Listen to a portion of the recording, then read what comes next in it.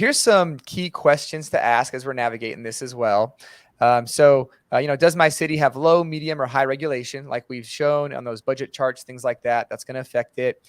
Is my piece of land good to build on? I'll let Mike share here in a moment if he has any thoughts on that one.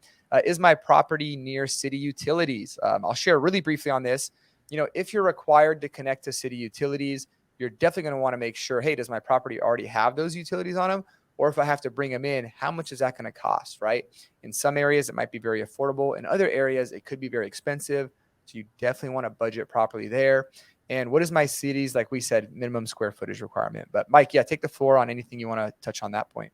Yeah, I'll touch, high level on a couple of these talking points. So does your city have high, medium, or low restrictions? So a couple of examples. In Texas, great example, other states, New Mexico, Arizona, many states have what's called unrestricted or unregulated land, which means buy the land, kind of have at it, like do your thing. It's unregulated, unrestricted.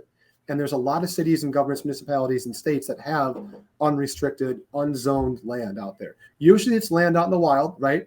It's not going to be in a major city because those are been platted and zoned for many, many years or decades. But typically speaking, you can find unregulated, unzoned land in your state. And if you want to be out in nature, out in the prairie, out and wherever, you can find that. And then again, you can have at it effectively. When you're into high regulation cities or states, again, think of density, right? Major cities, major municipalities, where zoning and building codes are very strict. Everything's beautiful. The streets are perfect. Again, you're going to run into a lot more red tape in those zones and those areas, right? And is your piece of land good to build on? I would say we've seen it all. I mean, we've put containers in the mountains. We have, again, Florida, we have swampland. So we have, soil compaction is real low. Perk tests are a problem. How do we kind of build on these?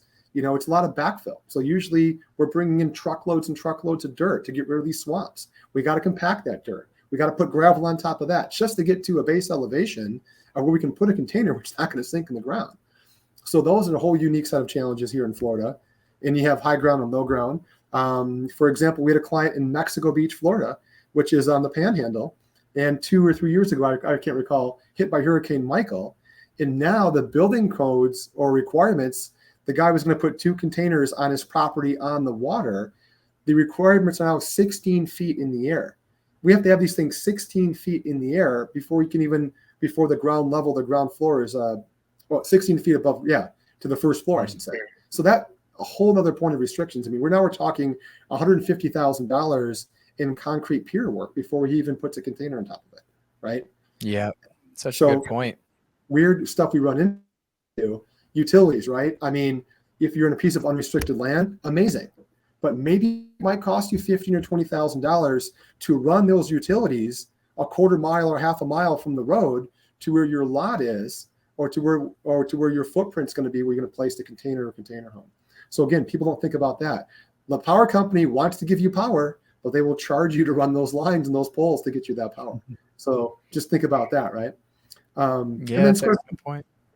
Square footage, right? I mean, we talked about this earlier. If you're in a planned unit, master plan communities, big cities, there are a lot of times a minimum square footage in terms of requirements to put a single family, what would they call a single family residence or an occupied residence. Now, I want to finish this slide on a high note because, again, I want to go back to ADUs.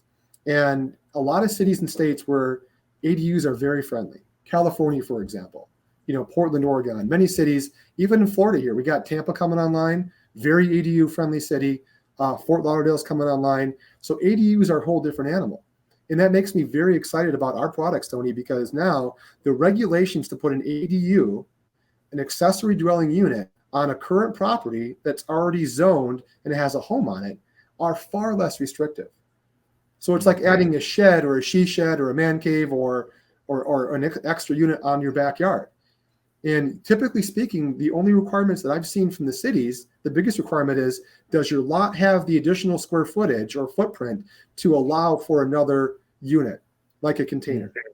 Like, so for a 20 foot would be 160 feet, for a 40 foot to 320 square foot. And the city of Tampa has a little calculation to do to say, hey, yep, you can put a 20 footer there, you can put a 40 footer there. So exciting things are happening in the world of ADUs. I'll let you finish that comment because you do a lot of that in California, I'm sure. Yeah, it's cool because I feel like for both of us, we focus on single container conversions primarily. So yeah, the ADU type space really aligns with what we're doing. And what we've noticed, we've been doing for a couple of years, putting containers on wheels with the goal of having them classified as RVs. So we have them inspected by a third party company. They'll do the RV inspection on it. It'll get an insignia on it that it's a certified RV.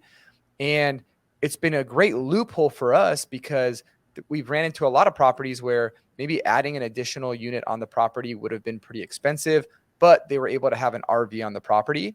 Now, that is still rare, right? If you're in a major city, they don't really want someone living in an RV on a property. You're not going to get away with it.